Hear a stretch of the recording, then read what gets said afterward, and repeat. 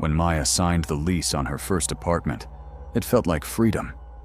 22 years old, freshly hired at a design firm, finally out from under her parents' roof. A one-bedroom on the 4th floor, with creaky floors, a narrow balcony, just enough space to feel like her own little world. It wasn't perfect, but it was hers.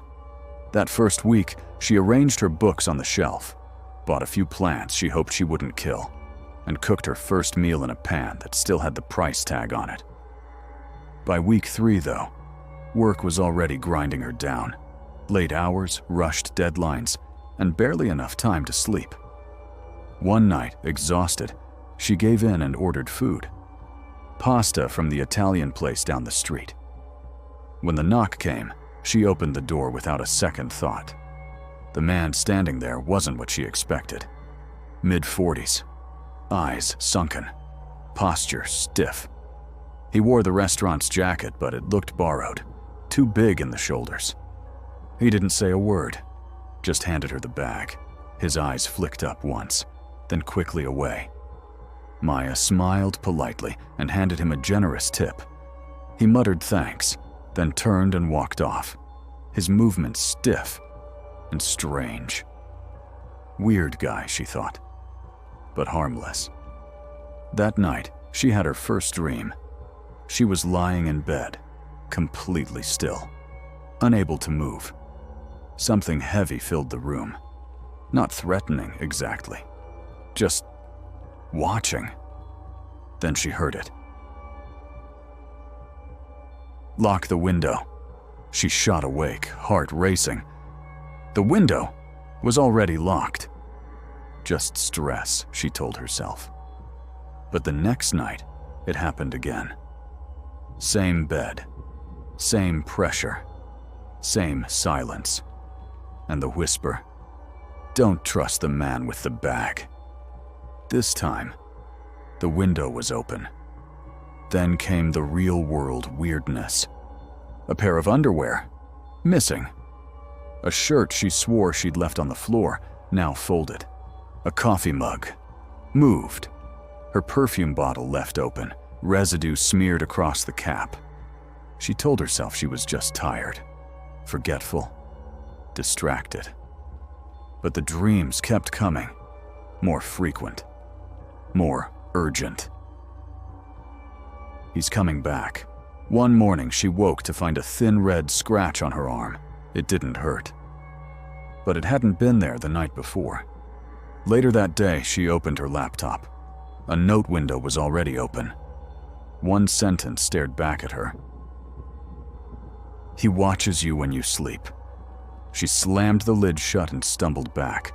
Either she was losing her mind, or someone had been in her apartment.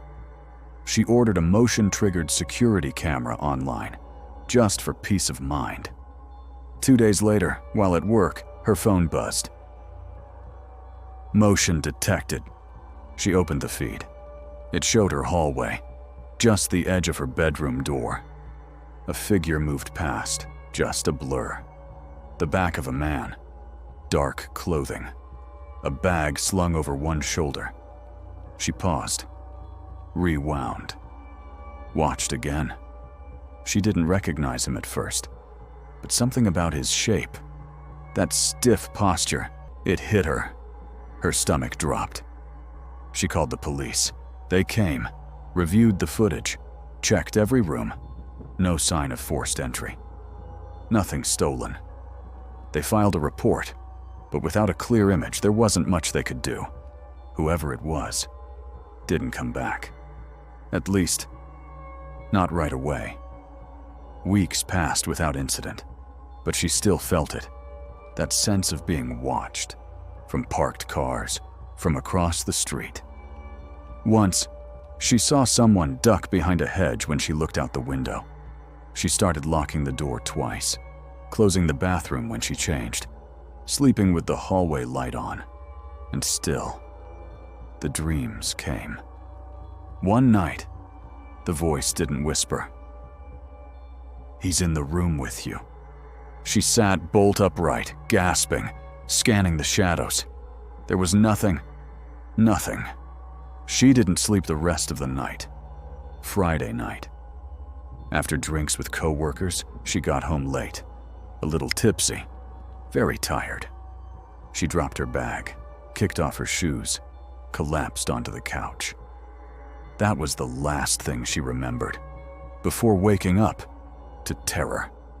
A hand, heavy and rough, clamped over her mouth, cutting off her breath. A man crouched over her, breathing hard, eyes wide, wild, familiar. The delivery man. She thrashed, tried to scream, but his grip only tightened. Angel, my sweet angel, you smiled at me. I knew you were the one. His breath was hot on her neck. I brought everything, made it perfect. No more saying no.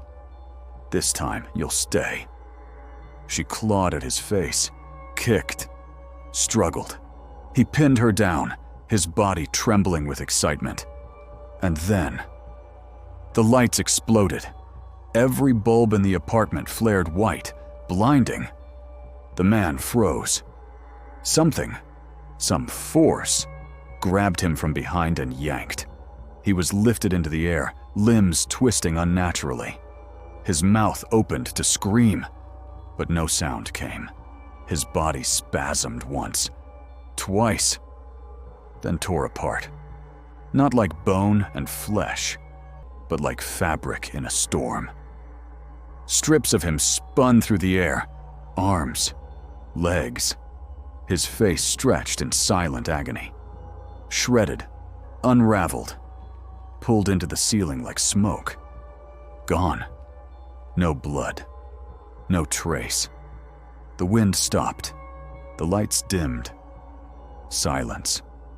Maya lay curled on the floor, sobbing, trembling. Then she saw it. A bag that had fallen from his shoulder. It had spilled open. A knife. Rope. Duct tape. A folded sheet of plastic.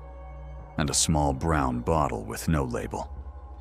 She stared at it, barely blinking, realizing what he had planned for her. What would have happened if she hadn't woken up? A chime.